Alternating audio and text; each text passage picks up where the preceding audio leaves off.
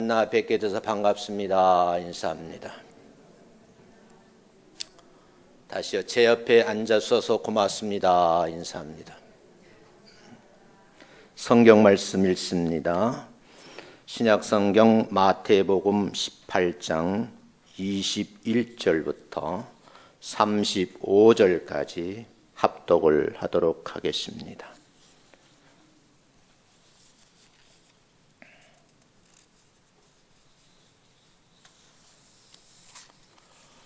찾았으면 한 목소리로 같이 합독을 하겠습니다. 이 계시의 말씀을 서로 받들어 읽을 때에 하나님의 세미한 음성을 각자 들으시는 복된 시간 되시기를 주의 이름으로 축원합니다. 21절입니다. 시작. 그때에 베드로가 나와 이르되 주여, 형제가 내게 죄를 범하면 몇 번이나 용서하여 주리이까? 7번까지 하오리이까?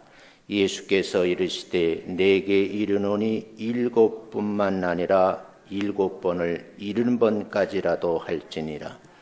그러므로 천국은 그 종들과 결산하려 하던 어떤 임금과 같으니 결산할 때에 10,000달러 빚진 자 하나를 데려오매 갚을 것이 없는지라 주인이 명하여 그 몸과 아내와 자식들과 모든 소유를 팔아 갚게 하라 하니 그 종이 엎드려 절하며 내게 참으소서 다 갚으리라 하거늘 그 종의 주인이 불쌍히 여겨 놓아 보내며 그 빚을 탕감하여 주었더니 그 종이 나가서 자기에게 100데나리온을 빚진 동료 한 사람을 만나 붙들어 목을 잡고 이르되 빚을 갚으라 하매 그 동료가 엎드려 간구하여 이르되 나에게 참아 주소서 갚으리이다 하되 허락하지 아니하고 이에 가서 그가 빚을 갚도록 오게 가두거늘 그 동료들이 그것을 보고 몹시 딱하게 여겨 주인에게 가서 그 일을 다 알리니 이에 주인이 그를 불러다가 말하되 악한 종아, 내가 빌기에 내가 내 빚을 전부 탕감하여 주었거늘 내가 너를 불쌍히 여김과 같이 너도 내 동료를 불쌍히 여김이 마땅하지 아니하냐 하고 주인이 노하여 그 빚을 다 갚도록 그를 옥졸들에게 넘기니라. 너희가 각각 마음으로부터 형제를 용서하지 아니하면 나의 하늘 아버지께서도 너희에게 이와 같이 하시리라. 아멘. 오늘은 여러분들하고 주님께서 여러분에게 또 저에게 요구하시는 용서함이라는 말이 무슨 말인지 함께 말씀을 나누면서 은혜를 또 나누고요. 여러분의 삶에 풍요로움이 있었으면 좋겠다 하는 말씀으로 오늘 이 말씀을 좀 증언하려고 합니다.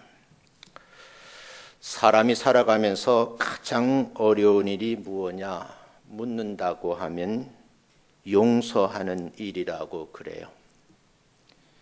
용서할 수 있는 사람은 용서하는 것이 용서가 아니다. 이런 어려운 말을 쓰더라고요.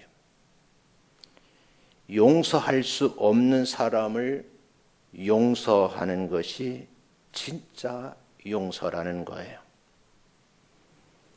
다른 사람을 용서하기보다 더 어려운 일은 자신을 용서하는 것이 더 어렵다라고 말을 합니다. 그래서 여러분들에게 용서하는 성도가 되기 위해서 오늘 본문 말씀을 깊이 묵상하면서 함께 은혜를 나누려고 합니다. 죽어도 용서할 수 없어서 상대방을 미워하는 거예요. 그 미워함이 크게 달해서 세상 말로 극단적인 방법을 선택하는 분들이 있더라고요. 자신을 용서하지 못해서 어려움을 겪는 분들도 의외로 주변에 많이 있어요. 여러분들은 하나님 앞과 사람에게서 용서해주고 용서받는 성도가 되시기를 주의 이름으로 축원합니다. 용서하기 위해서는 먼저 상대방을 연약한 이웃으로 보아야 된다는 것. 사람을 인간적으로 보면 용서할 수 없는 사람이 의외로 참 많아요. 사람이 관계 속에서 이루어지는데 실수할 수도 있고 부서지기도 하고 무너지기가 쉬워요. 정서적으로 불완전한 사람들이 우리 주변에 많습니다. 그런데 문제는 그 사람이 나와 똑같은 사람으로 이해를 하고 그리고 인간관계를 맺는다는 거예요. 저도 인생을 살아보니까 많이 살지는 않았지만 살아보니까 인생의 삶이 우여곡절이 많고요. 생각지도 않은 일들을 경험하게 되더라고요. 오르막길을 오르는 게 참 힘들잖아요. 그런데 곤두박질 치는 그런 내리막길을 걸어가는 분들도 있더라고요. 목사님, 내 삶에는 왜 이렇게 어려움이 있어요? 하고 눈물을 흘리는 분을 가끔 만납니다. 목사인 제가 봐도 이해할 수 없는 환경 속에서 어려움을 겪는 분들을 보게 되는 거예요. 그런데 사람이 사람답게 살기 위해서는 용서가 필요한데 그 용서가 잘 안 된다라고 말을 하더라고요. 용서라는 것은요, 마음의 상처가 치유되기 전까지는 용서할 수 없는 사람인 거예요. 많은 사람들을 만나보면 상처가 있다고 말하고 아픈 얘기를 많이들 하셔요.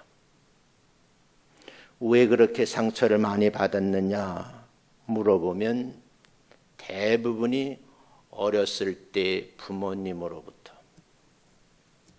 형제로부터, 가족으로부터 그렇게 상처를 받았노라고 얘기를 하더라고요. 이 치유함이 없이는 다른 사람과 화목할 수도 없고 아름다운 삶으로 연결될 수도 없어요. 우리는 세상을 살아가면서 알게 모르게 상처를 주고받는 거예요. 나는 관심 없이 그냥 툭 던진 말인데 그분은요, 가슴이 무너진 아픔을 경험하는 거예요. 나는 아무 관계없이 그냥 한 일인데 나의 행동 때문에 힘들어하는 분들이 있어요. 그런가 하면 악한 감정을 가지고 있는 분들 만나보니까 저분은 인간이 아니에요. 자기 유익을 취해서는 수단 방법을 가리지 않는 분도 있어요. 근데 그게 저 친구예요. 그렇게 말하는 분도 만나봤습니다.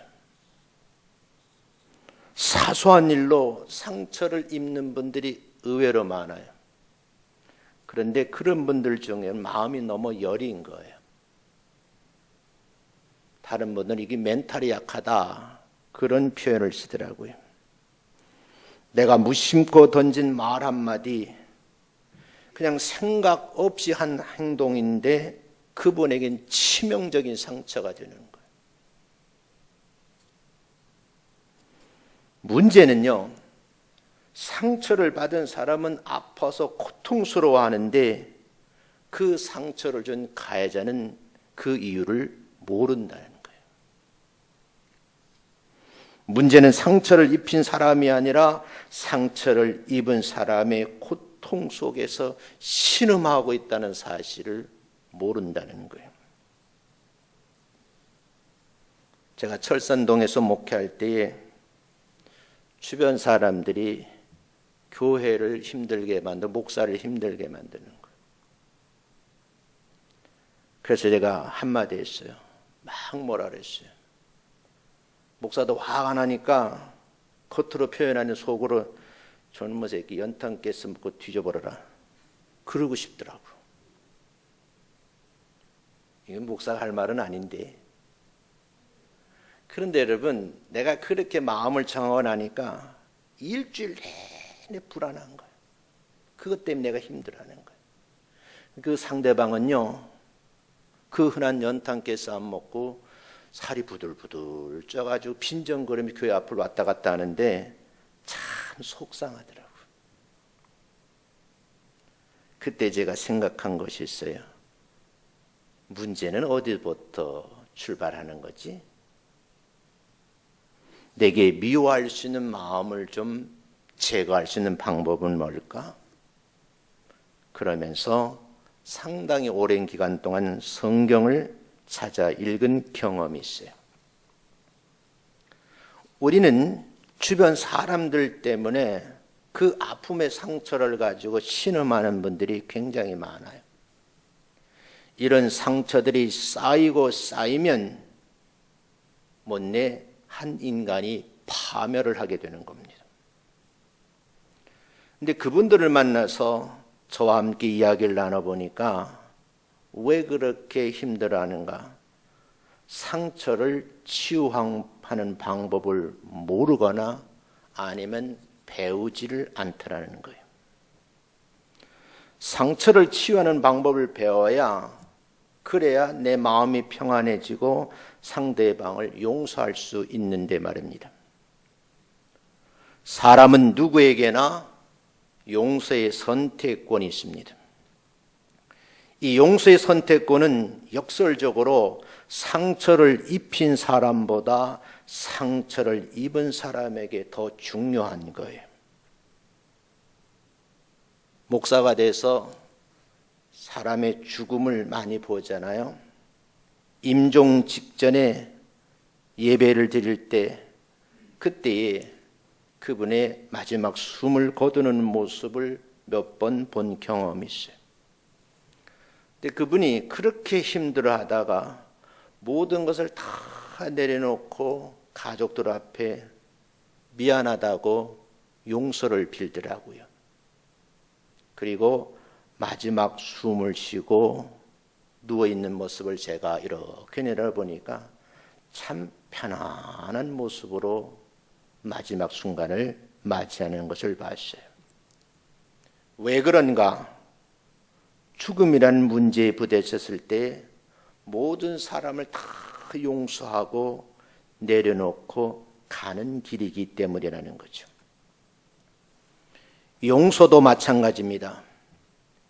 내가 그 용서함이 없으면 내 마음의 상처가 점점 깊어지고 그 분노가 극에 달합니다.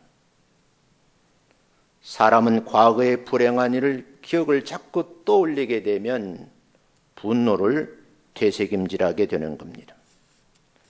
그래서 용서하지 않을 때 그것 자칫 잘못하면 자기가 노예가 돼버리고 마는 거예요. 다른 사람을 용서하지 않으면 그 굴레에서 벗어나지 못하고 무덤까지 용서받지 못한 사람의 원한을 짊어지게 되는 거죠. 실제 용서가 죽을 때까지 어려운 분들도 있다고 해요. 그 상황을 무시해버리거나 더 편안하게 이렇게 상황을 반전시키는 분들도 계세요. 대개 우리들은요, 용서하고 싶은 충동을 느끼면서 그 고통의 강물이 흐르도록 내버려 둔 채 용서를 미루어 버리는 경우가 많아요. 그러면서 세월이 약이라는데 시간이 지나면 아물겠지, 그렇게 표현하는 분도 있어요. 이 용서가 온전하게 안 되면 다시 고통의 시간이 환경적으로 밀려오면 되새김질이 되는 거예요. 굉장히 힘들어합니다. 저도 결혼을 해서 가정을 이루면서 늘 아내가 하는 말에 가슴을 점해요. 복음에 대한 열정이 많았잖아요. 우리 큰애를 낳을 때도 아이 낳는 것을 보지 못하고 전도 집회에 갔어요. 저 서대문구 연희동 연세중앙교회라고 있는데 그 교회에 가서 집회를 한 거예요. 지금은 궁동에 와서 대형 교회가 됐잖아요. 그때 가니까 교인이 7, 80명 정도 모이더라고요. 밤 12시 넘어서 집회를 마치고 집에 들어오니까 한 사람이 두 사람이 돼 있더라고요. 그게 우리 큰애예요. 시간이 지나니까요, 내가 이렇게 아픔을 겪고 아이를 낳는데 남편이 없었다는 걸 두고두고 말하는데, 여자가 한을 품으면 그렇다는 거예요. 그게 상처입니다.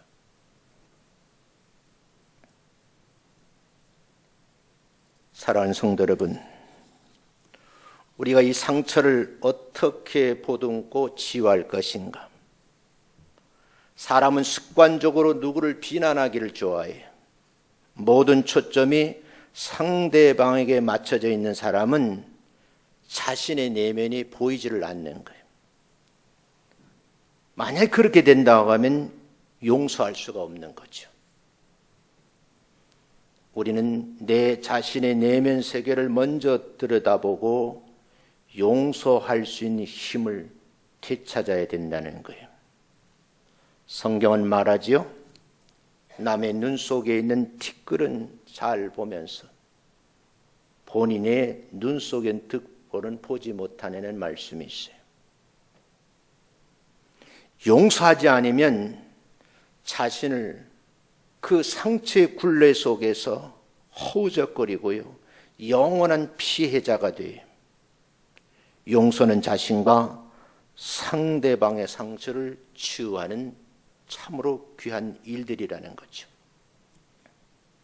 우리가 실수하고 우연히 상처를 주면서 살아가지만 서로에게 상처를 치료함을 받는 복된 시간이 있어야 되고, 그것이 남이 아니고 내가 대상이 된다는 말씀을 오늘 본문을 통해서 보면서 여러분들도 용서함의 주인공이 되시기를 주의 이름으로 축원합니다. 그 내용을 본론에서 요셉의 예를 들어 설명을 하겠습니다. 구약 성경에서는요, 요셉이라는 당대에 걸출한 인물이 등장을 합니다. 만약에 이 요셉이 형님들에게 용서함을 베풀지 못했다고 하면 역사는 다르게 쓰여졌을 겁니다. 하나님, 저는 우리 형님들을 이해할 수가 없습니다. 내가 반드시 보복하고 말 겁니다. 그리고 다시 내가 아버지의 품에 안기고 싶습니다. 주님께서는 먼저 용서하시고 제가 용서할 수 있도록 도와달라고 하는 이 말씀의 의미를 잘 한번 생각해 보셔야 돼요. 용서는 일생에 한두모로 끝나지 않고 평생 계속되는 것인데 우리 영적 세계에서 정화 작업하는 거예요. 용서는 나를 평화롭게 만드는 거고요, 사랑을 체험케 하는 영적 사역이라는 겁니다. 믿음의 조상 아브라함, 평화의 사람 이삭, 기도의 선구자 야곱, 용서를 아름답게 실천한 요셉, 이 다섯 사람이 구약의 아주 중요한 인물들입니다. 요셉은요, 아브라함이나 이삭이나 야곱보다 더 많은 고난을 받은 신앙의 위인이에요. 어린 나이에 애굽으로 팔려가서 숱한 고생을 했어요. 육체적인 고생도 말로 표현하기 어렵지만 어린 나이에 마음의 고생은 상상할 수가 없는 거예요. 왜 하나님께서 요셉에게 그의 아버지 집을 떠나 아라비아 상인에 팔려서 고난을 당하게 하셨을까? 성경 전체는 해답을 하기를 용서함을 베푸는 성도에게는 더욱 넘치는 은혜가 있다는 말씀을 알려주기 위함이죠. 요셉이 자신을 애굽으로 가는 그런 상인들에게 팔아먹은 형님들에게 용서의 말을 하는 장면이 창세기 45장에 기록되어 있습니다. 이 말씀을 읽으면서 설명을 하겠습니다. 45장 5절부터 8절입니다. 같이 한번 읽겠습니다. 시작. 당신들이 나를 이곳에 팔았다고 해서 근심하지 마소서, 한탄하지 마소서.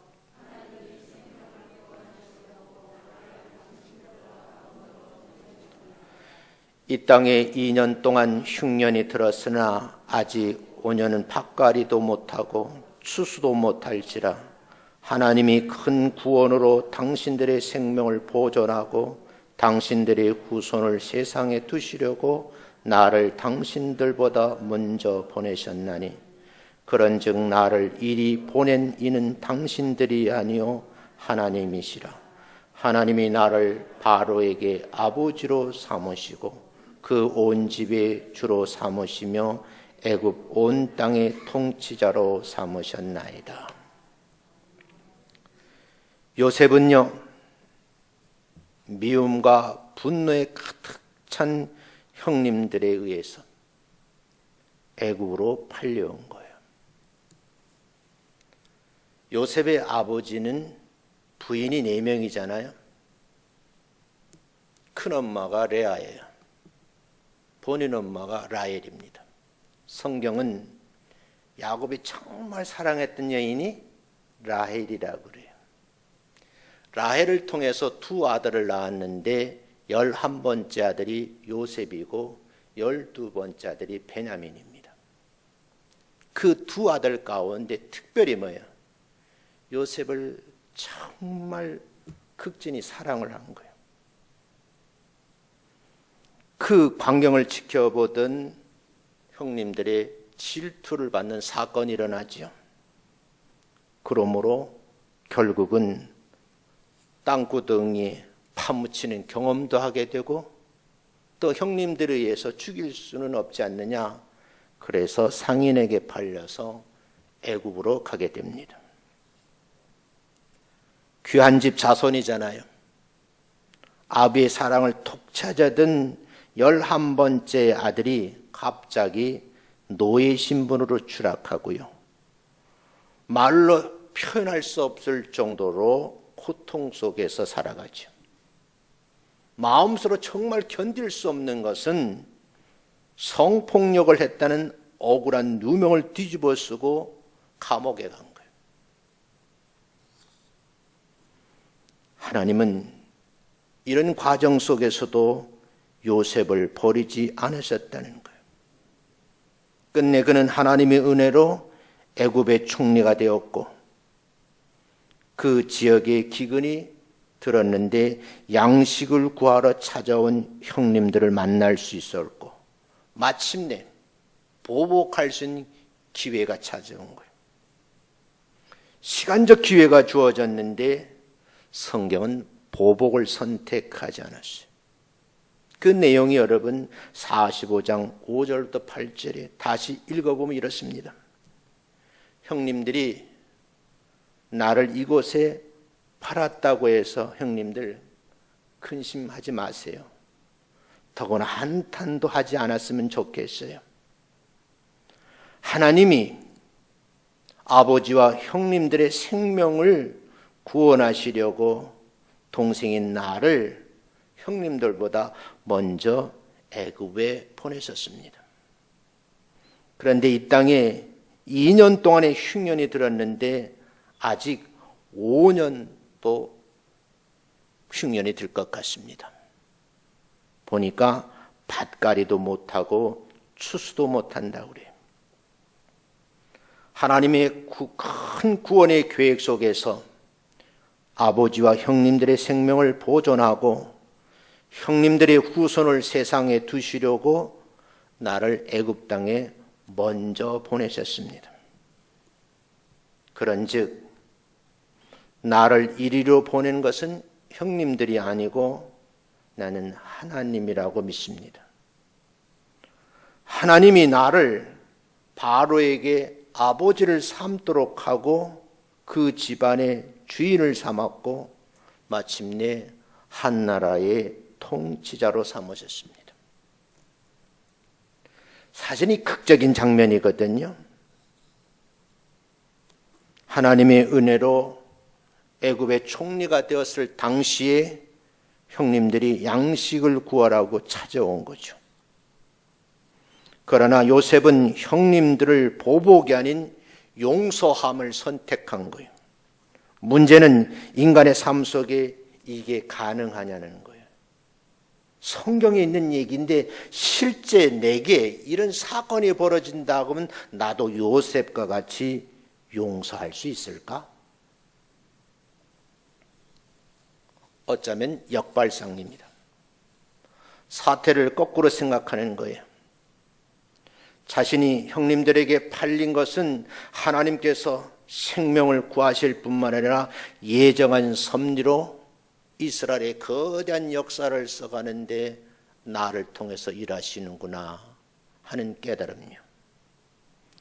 그래서 45장 7절 8절에서 다시 언급을 하면 하나님이 큰 구원, 하나님의 섭리죠. 그 계획하심에 의해서 형님들의 생명도 보존하고 형님들의 후손을 이 세상에 남겨두시려고 나를 애굽 땅에 먼저 보내셨습니다. 그러니 당신들이 보낸 것이 아니라 하나님이 보내셨기 때문에 근심하지 마소서, 한탄하지 마소서예요. 여기 놀라운 용서함의 은혜가 있거든요. 그 은혜는 어디에 있느냐? 요셉의 마음속에 있는 거예요. 무시당하고 억울한 일 당하고 업신여김을 받고 성폭행 누명을 뒤집어 쓰고 어마어마한 문제에 부딪혀 있는 거예요. 신앙의 눈으로 바라보면요, 이 문제의 배후에 하나님께서 나를 향한 오면 섭리가 있다는 것을 깨닫는데 시간이 필요하거든요. 대개 사람은요, 단순해서 일의 표면만 봐요. 일의 배우나 나중에 생길 일을 염두에 두지 않죠. 그래서 종종 실패를 하는 거예요. 용서할 수 있는 길은 일의 배우 역사하시는 하나님을 볼 수 있는 영적인 측면이 있었어야 되고, 그리고 모든 것을 하나님의 사랑 안에 맡기는 훈련이 필요하다는 거예요. 성경은 이렇게 정리하죠. 사랑이 없이는 용서가 안 된다고요. 두 번째 드릴 말씀은요, 이 용서의 비결을 말씀에서 배우라는 거예요. 용서하기는요, 기나긴 과거를 잊어버리는 거예요. 사실 과거를 잊는다는 것이 쉬운 일은 아니에요. 자꾸 되새김질이 되거든요. 그 상처가 크면 클수록 자꾸 되새김되는 거예요. 상처를 준 사람은 쉽게 잊어버리지만 상처를 입고 받은 사람은 이게 좀처럼 사라지지 않는 거예요. 그런데 여러분, 이것이 문제라고 하면 이 벽을 넘기 위해서는 용서할 수 있는 은혜가 여러분의 마음속에 넘쳐나시기를 주의 이름으로 축원합니다. 이 벽을 넘는 유일한 방법은 상한 감정을 치유받는 거예요. 어느 권사님이 기도하는 가운데 매일 새벽만 기도해요. 하나님, 내가 큰 상처가 있어요. 이 상처가 치유되기를 원합니다. 내 머릿속에서 이 상처를 지워주세요. 그렇게 기도하는 권사님 봤어요. 대부분 새벽 기도 오면요, 하나님 복을 달라고 난리 그렇죠. 근데 이분의 단순한 기도는 하나님, 내 마음의 상처를 지워주세요. 잊어버릴 수 있는 은혜를 주세요 그러더라고요. 상한 감정에 치유는 두 가지 태도를 취하는 건데 이것이요, 용서와 잊어버림이에요. 외국 학자가 써는 책에는 제목을 Forgiven and Forget이라고 써놨더라고요. 여기서 우리가 배울 것이 있는데 하나님이 내려주시는 복은 용서하는 마음 위에 내리신다는 거예요. 내가 용서함이 없으면 위로부터 내려오는 복을 받을 수가 없다는 거예요. 요셉은 형님들과 괴롭힌 사람들을 용서하기로 마음의 결정을 했어요. 그들의 허물을 잊어버리로 결단한 후에 성경 전체를 보면 하나님께서 위로 내린 놀라운 복을 받아 누린 주인공이 되잖아요. 용서는 큰 복을 불러온다는 거예요. 하나님은 하나님의 복을 주실 때 용서의 수레에 태우시는 거예요. 용서라는 수레에는요, 하나님의 놀라운 복이 담겨져 있는 거예요. 요셉은 고난의 수레를 타고 가다가 왕의 버금 수레를 바꿔 타는 기적을 체험한 거예요. 왕의 버금 수레에서 용서의 수레를 타는 거죠. 용서의 수레는 왕의 버금 수레보다 더 귀하고 아름다운 거예요. 하나님이 주신 수레이기 때문입니다. 용서의 수레를 타시고요, 놀라운 복을 받으셔서 서로에게 복을 빌어주는 전원교회 성도 여러분 되시기를 주님의 이름으로 축원합니다.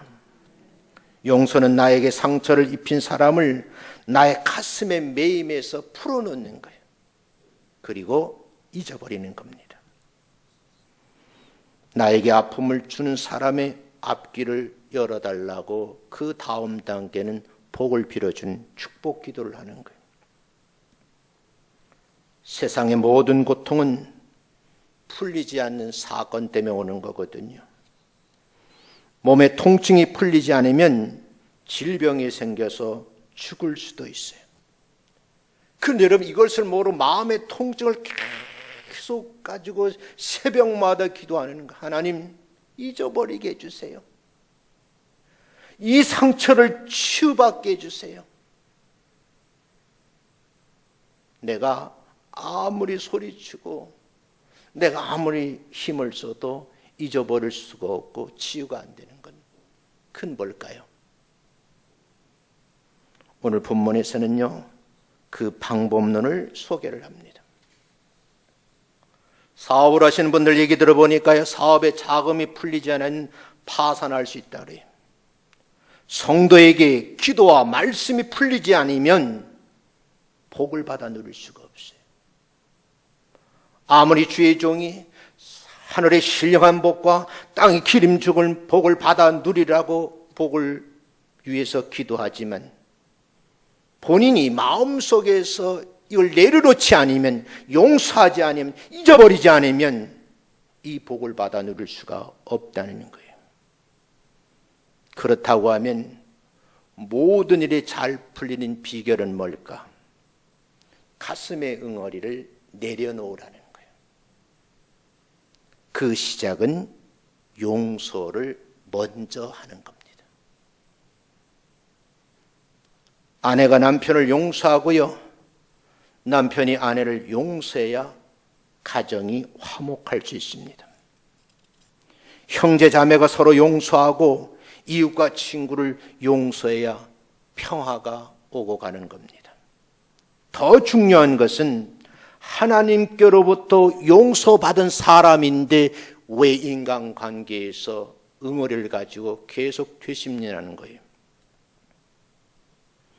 우리가 우리 이웃을, 우리의 가족을, 가까이 있는 사람을 용서하지 않으면 하나님께로부터 용서받을 수 없다는 거예요.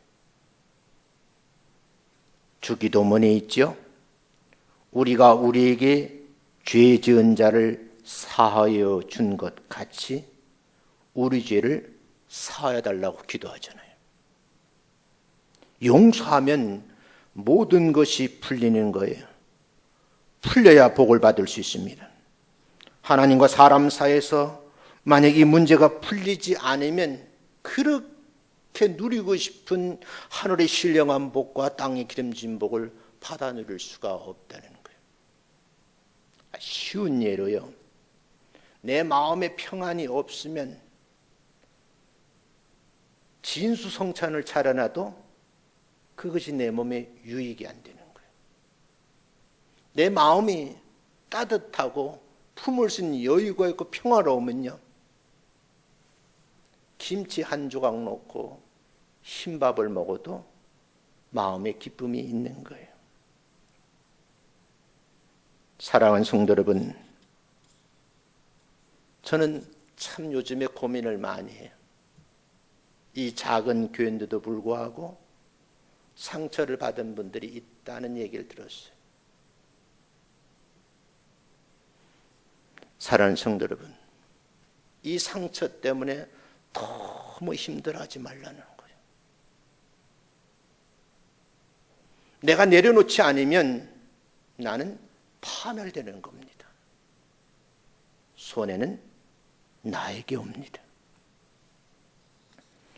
요셉이 지금까지 받은 복을 지켜진 것은요, 신앙적 습관과 고상한 인품으로 용서함을 실천했기 때문이에요. 상처는 치유되어야 합니다. 상처가 치유되지 않으면 고름이 생기고 그 상처에 독을 내뿜는다는 거지요. 상처는 다른 사람을 죽이는 것이 아니라 바로 자신을 죽이는 독약입니다. 원수 갚는 것은 악순환이 연속되는 결과로 자손 만대까지 망하는 내리막길이에요. 나는 요즘에 정치하는 분들 보고 매우 안타까워요.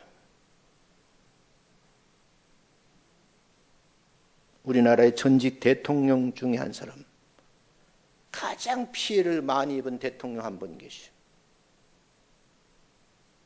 일본에서 우리나라 잡혀오는데 바다에 수장을 하려고 했었어요. 중앙정보부에서. 미국의 도움으로 살아났습니다. 그런 분이 나라의 대통령이 되었어요. 정적에게 보복을 하는 것이 아니라 그는 끝내 대통령 임기 동안에 용서함을 실천을 했습니다. 그런 대통령이 있다고 하면 그 다음 대통령들이 배워야 되지 않겠어요? 여전히 지금도 용서함이 없는 서로의 보복전인 것 같아서 참 안타까운 거예요. 옛날에 이런 설교하면 끌려갔는데,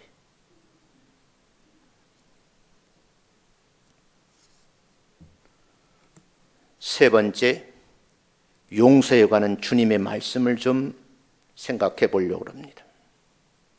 베드로가 주님께 조심스럽게 이어주었습니다. 주님, 형제가 내게 죄를 범하면 몇 번이나 용서하여 주면 되겠습니까? 7번 정도 하면 되겠지요? 이 말이에요. 한번 읽어보겠습니다. 21절 시작.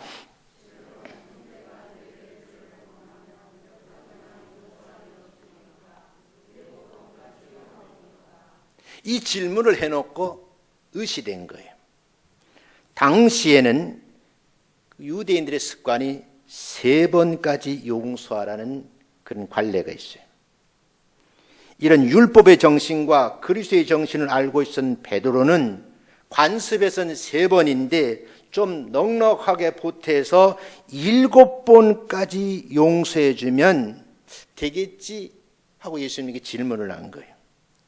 이 정도면 충분할 것이고, 이 소리를 들은 예수님 나를 칭찬할 거야 하는 생각이 들었는지 모르겠어요. 그런데 주님에 대한 뜻밖의 예수님은 말씀하시기를 7번뿐만 아니라 7번을 몇 번요? 70번까지라도 용서라는 말씀을 남기셨어요.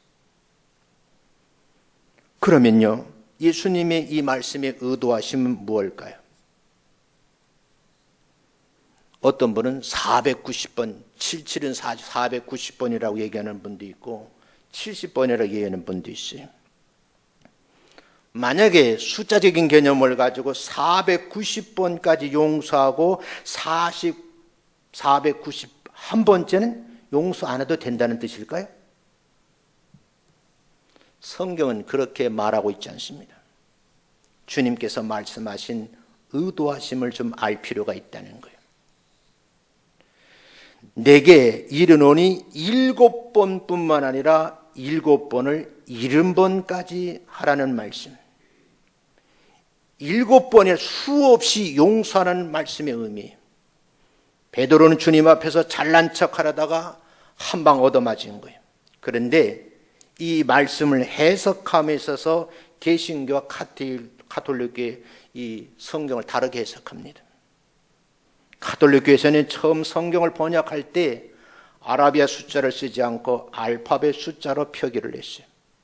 예를 든다고 하면 알파벳 문자로 7, 그리고 10, 그리고 7 이렇게 적은 거죠. 그래서 77로 읽었습니다. 그러니까 77번 해석으로 해석한 거죠. 개신교에서는요, 그리스의 숫자 사이에 생략된 산술부호가 있다라고 생각을 했습니다. 그래서 7 곱하기 70으로 번역을 한 거죠. 예수님께서는 평소에 아람어를 사용하신 어법에 비춰볼 때 7번을 70번이라고 하신 것이 더 논리적이고 합리적인 추론이라고 봐요. 그런데 여러분, 우리가 예수님의 심정으로 우리의 본문을 한번 해석해 본다면 숫자에 상관없이 무한정 용서해야 된다는 거예요. 내 마음속에 작은 티끌이라도 아픔과 고통을 가지고 있으면 전제한 말씀처럼 위로부터 내리는 복을 받을 수가 없어요. 이 땅에 하나님의 신령한 복과 땅에 기름진 복을 받으려고 하면 그 무한정의 용서함이 마음속에 있어야 된다는 거예요. 이 말씀을 들으시고 은혜가 된다고 하면 이 시간 이후로 모든 인간관계 속에 있는 사람들을 마음속에 내려놓으시고 용서하시기를 주의 이름으로 축원합니다. 요즘은 교회 성심 식사 대접 안 하잖아요. 정말 소식을 전하셨다면 전화를 해서 자네 지금 뭐 하는가? 어쩐 일이세요? 껄쩍지근한 사이 아니에요? 만나고 싶네. 점심 한 그릇이라도 지그재그로 앉아서 사주고, 여러분, 나를 용서하게. 이 용기가 필요하다는 거예요. 여러분, 주인공 되시기를 주의 이름으로 축원합니다. 오늘 예수님의 이 비유는요, 이와 같은 대화의 배경 아래서 형제를 온전히 그리고 한없이 계속 용서할 이유를 본문에서 설명을 하고 있는 거예요. 오늘 아침 여러분 예수님의 비유를 통해 들려준 이 용서는 교훈에 귀를 기울이시고 삶에 적용을 하셔야 돼요. 이 부분을 우리가 한번 깊이 생각해 볼 필요가 있다. 그런 의미에서 여러분과 제가 본문을 처음서부터 다시 설명을 할게요. 설교가 좀 길어져도 어쩔 수 없지. 바르게 이해하셔야 되니까. 21절 보면 그때 베드로가 나와서 이르되 형제가 나에게 죄를 범했다면 몇 번이나 용서해 주어야 됩니까? 라고 물으면서 의시된 거예요. 7번까지 하면 되죠, 이 말이에요. 22절에 보면 예수님의 대답이신데 7뿐만 아니라 7번을 70번까지라. 여기 산술보가 있다는 거예요. 그런데 여러분 이걸 잘 이해를 못하니까 비유를 들었어요. 23절에 보면 천국은 그랬어요. 종들이 다 와서 결산을 하려는 때가 있는데 어떤 임금이 통치한 나라에 있었던 일이다. 24절에 보면 결산할 때에 $10,000 빚진 자를 하나를 데려왔어요. 몇 달란트요? 1만 달란트. 이게 여러분 어마어마한 돈입니다. 내가 오늘 이 뒷부분 설교를 못해. 1만 달란 돈이 지금 현대 화폐로 따지면 어마어마한 돈이라고요. 갚을 것이 없다고 얘기를 합니다. 25절에 보면. 그러니까 주인이 말하기를 좋다. 네 몸을 내놓고 아내도 갖다 바치고 자식들은 다 내 소유를 만들어서 다 팔아서 좀 갚아라. 그렇게 얘기를 합니다. 그랬더니 26절에 보면 그 종이 다 쭉 엎드려서 뭐하며 절을 하면서 말하기를 주인님이시여 참아주세요. 시간을 주시면 내가 다 갚겠습니다. 27절에 보면 그 주인이 마음속에 뭐야? 불쌍한 생각이 드는 거예요. 그래서 성경은 불쌍히 여겼다 그랬어요. 그리고 그를 놓아주면서 1만 달러 빚을 다 탕감해 주었습니다. 얼마나 큰 은혜예요. 근데 문제는 그 다음 절이 집에 돌아가서 자기에게 1만 달러 빚진 자가 자기에게 100데나리온 빌려간 동료, 친구 한 사람을 불러서 성경 그렇게 돼 있죠? 동료 한 사람을 만나 붙들어 그랬어요. 목을 잡았다. 우리말로 다시 번역하면 멱살을 잡은 거예요. 그리고 하는 말이 너 내 빚 갚어. 나한테 100달란트 빚졌잖아. 그거 갚아 그랬어요. 29절에 보면 그 친구가 쭉 엎드려서 간절한 마음으로 청을 하기를 친구야 내가 갚을 수가 없어. 조금만 참아주면 시간을 주면 내가 갚을게 그 말이. 근데 30절에 보면 자기는 주인에게 가서 1만 달러를 여러분 청산을 받았는데 200달란트 때문에 이 청을 허락하지 아니하고 그 빚을 갚도록 했다 그 말이에요.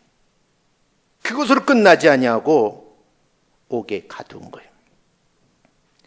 31절에 보면 그 동료들이 이걸 지켜보고 있다가 너무너무 속상한 거죠. 그래서 성경을 보면 그것을 보고 몹시 딱하게 여겨 안타깝게 여겼단 말이에요. 그리고 그 일을 주인에게 찾아 다 고해 바친 거예요. 그랬더니 그 주인이 화가 난 거예요. 성경에 화난 말이 어딨냐? 유추하면 그렇다는 얘기예요. 30절에 보면 주인이 그를 불러다가 말을 합니다. 악한 종아, 내가 나한테 와가지고 정말 엎드려 절하면서 빌기에 내 빚을 전부 탕감해 주었는데 내가 너를 불쌍히 여겼는데 너도 내 친구들을 불쌍히 여기는 것이 마땅하지 않느냐? 그런 표현이에요. 근데 여러분, 이 마음의 응어리를 내려 한을 품으면 34절에 보면 주인이 노하여 그 빚을 다 갚도록 이 친구를 옥졸들에게 넘겨줬다. 여러분이 이 옥졸들이 가만두었을까요? 요즘 말로 하면 만신창이가 되도록 두드려 맞았을 거예요. 결국은 1만 달러를 갚아야 되고 부인도 빼앗기게 되고 아이들도 산산이 흩어지는 거예요. 왜 성경에 이 말씀이 기록되어 있는가를 여러분이 참 생각해 보셔야 돼요. 주님은요, 이 실제적인 이야기를 통해서 용서함의 비유를 가르치는 거예요. 10,000달러 빚진 자를 갚을 것이 없어서 용서해달라고 빌었는데 처음에는 내 몸도 내놔라, 아내도 내놔라, 자식들도 내놔라, 네가 현재 가진 모든 소를 다 팔아서 내게 갚으라고 했어요. 종이 주인에게 엎드려서 절을 하면서 시간만 주시면 그렇게 하겠다 그랬어요. 그 주인의 마음에 불쌍히 여기는 마음이 들어온 거예요. 중요한 것은요, 내가 하나님 앞에 진실한 마음으로 마음에 상처가 있으면 용서하는 은혜가 있으면 주인의 은혜를 받아 누릴 수 있다는 거예요. 이 한 주간 내내 주인이 내리시는 은혜를 받아 누리시기를 주의 이름으로 축원합니다. 28절 30절 다시 읽어보면 이렇게 되어 있어요. 그 종이 나아가서 자기에게 100데나리온 빚진 동료 한 사람을 만나 붙들어 목을 잡고 이르되 빚 갚으라. 그 동료가 엎드려 간과해 이르되 나에게 참아주소서 갚으리이다 하되 허락하지 아니하고 이에 가서 그가 빚을 갚도록 옥에 가두었거늘. 참으로 무지막지한 거예요. 우린 여기서 여러분과 제 자신을 돌아볼 필요가 있어요. 과연 하나님과 사람에게 마음의 빚을 지고 사랑의 빚을 지고 재물의 빚을 지고 살지는 않았나요? 그 모든 것을 다 탕감받지 않았나요? 그리고 회복함의 체험을 하지 않았나요? 그런데 정작 나는 우리 믿음의 식구들에게, 가족들에게, 이웃들에게 용서할 줄 모르는 거예요. 그래서 여러분 지금 이 시대 예수쟁이들이 가장 많이 비난받는 거예요. 정말 안타까울 정도로 기독교를 개독교라는 소리를 듣고 목사를 보고 험한 말을 마구 하는 거예요. 우리에게 아주 작은 마음의 빚, 아주 사소한 사랑의 빚, 몇 푼 안 되는 재물의 빚 사람들에게 몰인정하게 정말 잔인하도록 잔악하게 그렇게 지금 보복하고 있지는 않은가요? 그래서 잘 생각해 보셔야 돼요. 신앙생활이라는 것은 하나님 앞에 나와서 자기 자신을 내려놓고 말씀에 비추어서 하나님의 뜻대로 살려고 몸부림치는 그런 기도의 생활이 그게 신앙생활이에요. 교회 와가지고 맨날 하나님 아버지 복 달라고 재물에 복 달라고 기도하는 것이 그 자칫하면 기복신앙이 되는 거예요. 하나님 내가 가진 병 낫기를 위해서 안수기도, 그 기도 더 중요한 것은 마음의 근본적인 마음의 문제를 해결하는 거예요. 그게 뭘까요? 용서하는 거예요. 그러면 그 다음 문제는 자연스럽게 풀려간다는 거죠. 그래서 본문 마지막 절 33절부터 35절까지 보면 이렇게 설명을 하고 있어요. 내가 너를 불쌍히 여김같이 너도 내 동료들을 불쌍히 여기는 것이 마땅하지 아니하냐? 내가 너를 1만 달러인데 빚을 탕감해주고 아내와 자녀들과 그리고 본인을 몸종으로 삼지 아니하고 그나마 가진 모든 소유를 다 달라하지 않고 다 탕감해 주었는데 나처럼 그렇게 100달란트 빌린 사람에게 용서해 줘야 되지 않겠니? 그런데 여러분 그렇게 하지 않으니까 성경은 주인이 화가 난 거예요. 그래서 그 빚을 다 갚도록 했다. 그 이야기가 성경의 마지막 부분이고 여러분 그 맨 마지막 결론이 나와 있어요. 너희가 그랬어요. 각각 마음으로부터 형제와 자매를, 부모가 자식을, 자식이 부모님을, 성도가 성도를, 목사가 장로를, 장로가 권사를 용서하지 아니하면 하나님께서 너희에게도 지금 본보기처럼 하시겠다. 그 말씀 아닐까요? 이 한 주간 여러분에게 숙제를 좀 드리려고 합니다.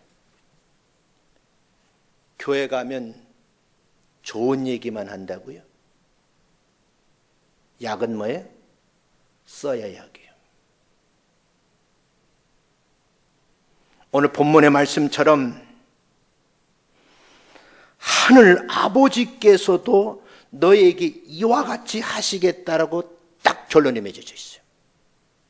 우리 하나님도 이 비유에 들은 주인처럼 그렇게 한다는 얘기죠. 그 대상이 되지 말자는 거예요.